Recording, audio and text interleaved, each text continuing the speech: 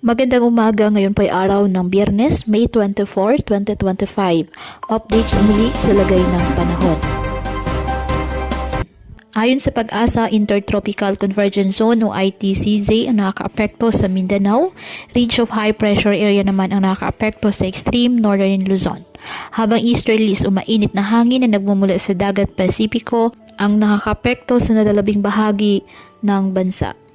Sa kasalukuyan, base po sa pinalabas ng Pag-asa na Tropical Cyclone Potential, wala pong inaasahang bagyo na mabubuo sa mga susunod po na araw. Ngayong araw, dahil sa ITCZ, asahan na maulap na halangitan, may kalat-kalat na pag-ulan at thunderstorms sa Mindanao. Ang Batanes at Babuyan Islands bahagyang maulap hanggang sa maulap na halangitan dahil po sa ridge of high pressure area. Apektado naman po ng easterlies o ng mainit na hangin na nagmumula sa dagat Pasipiko ang Metro Manila at nalalabing bahagi ng ating bansa.